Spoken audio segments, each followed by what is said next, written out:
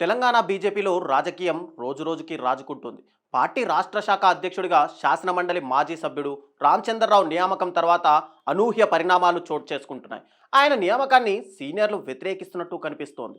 తెలంగాణలో పార్టీని మరింత బలోపేతం చేయడంలో భాగంగా అధిష్టానం చేసిన ప్రయత్నాలు పెడిసి కొడుతున్నాయేమో అనే అభిప్రాయాలు వ్యక్తమవుతున్నాయి.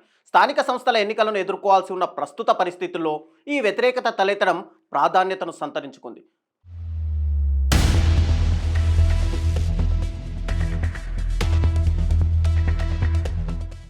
టీబీజేపీ అధ్యక్షుని ఎంపికపై నిజామాబాద్ లోక్సభ సభ్యుడు ధర్మపురి అరవింద్ తన అసంతృప్తిని బయటపెట్టారు. పార్టీ కార్యకలాపాలకు దూరంగా ఉండాలని నిర్ణయించుకున్నారు.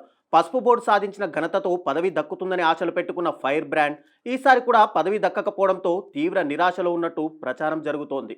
బీఆర్ఎస్ హవా నడుస్తున్న టైంలో కేసీఆర్ కుమార్తె కవితను ఓడించి వరుసగా రెండోసారి కూడా ఎంపీ అయిన ధర్మపురి అరవింద్ ఎప్పటి నుంచో రాష్ట్ర పార్టీ పగ్గాలు చేపట్టాలని ఆశిస్తుండగా పార్టీ ఎప్పటికప్పుడు తనను పక్కన పెడుతూ వస్తోంది. దీంతో హర్ట్ అయిన ధర్మపురి సోషల్ మీడియా వేదికగా తన మనసులో మాటల్ని బహిర్గతం చేశారు.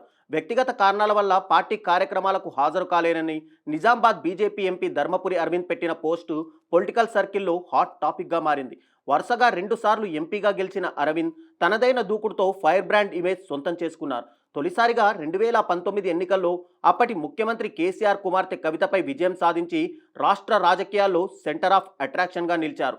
అప్పుడే జాతీయ పసుపు బోర్డు ఏర్పాటుపై హామీ ఇచ్చిన ఆయన రెండోసారి గెలిచిన తర్వాత దాన్ని సాధించి జిల్లా పసుపు రైతుల్లో తిరుగులేని ఇమేజ్ తెచ్చుకున్నారు.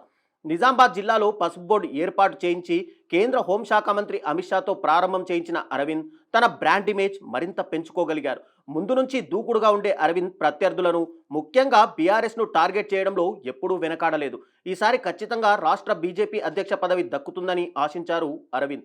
అది దక్కకపోవడంతో సైలెంట్ అయిన ఆయన నిర్వేదంతో సోషల్ మీడియాలో పెట్టిన పోస్టు రాష్ట్ర వ్యాప్తంగా చర్చనీయాంశంగా అవుతోంది. ఆ పోస్టు అరవింద్ అలిగారా లేదా నిజంగానే పర్సనల్ రీజన్స్ ఉన్నాయా అన్న చర్చ మొదలైంది.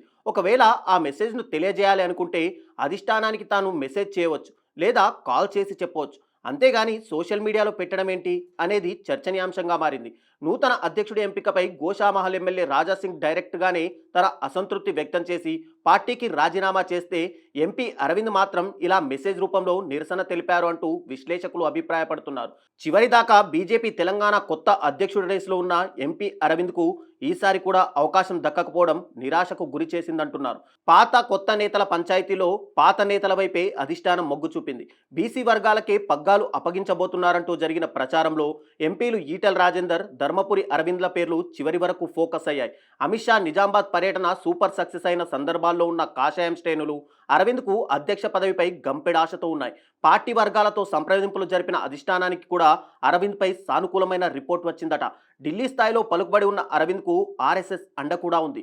అయితే తెలంగాణలోనే అరవింద్కు వ్యతిరేకంగా బీజేపీ సీనియర్లు చక్రం తిప్పారని, అరవింద్ వచ్చాక నిజామాబాద్ జిల్లాలో సీనియర్లను పట్టించుకోవడం లేదని, మున్నూరు కాపు సామాజిక వర్గానికి చెందిన ఆయన తన తండ్రి డిఎస్ సన్నిహితులను ప్రోత్సహిస్తూ తనకంటూ సొంత క్యాడర్ని ఏర్పాటు చేసుకున్నారని సీనియర్లు అధిష్టానానికి ఫిర్యాదులు చేశారట.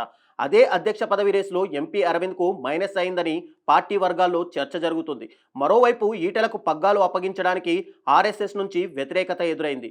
అరవింద్, ఈటెల అధ్యక్ష పదవి రేసులోకి రావడంతో తెలంగాణ బీజేపీ సీనియర్లు ఏకమయ్యారు. అంతా కలిసికట్టుగా సంఘ్ పెద్దలతో పాటు ఢిల్లీ పెద్దలను ఆశ్రయించి సీనియర్లలో ఒకరి పేరు పరిశీలించాలని ఒత్తిడి తెచ్చారట. ఈ నేపథ్యంలోనే మాజీ ఎమ్మెల్సీ రామచంద్రరావు పేరు తెరమీదికి వచ్చిందట. ఇందులో మాజీ ఎమ్మెల్యే, జిల్లా బీజేపీ సీనియర్ నేత యండ్ల లక్ష్మీనారాయణ పాత్ర కూడా ఉందన్న ప్రచారము జరుగుతోంది. ఈసారి కూడా అధ్యక్ష పదవి అరవింద్కు దక్కకపోవడంతో అమిత్ షా టూర్తో జోష్ మీదున్న ఆయన వర్గీయులు ఒక్కసారిగా డీలా పడ్డారట. ఈ పరిస్థితుల్లో అధిష్టానం ఎంపీ అరవింద్ని బుజ్జగించి యాక్టివ్ చేస్తుందో లేకపోతే కొత్తగా ఏదైనా బాధ్యతలు అప్పగిస్తుందో చూడాలి మరి.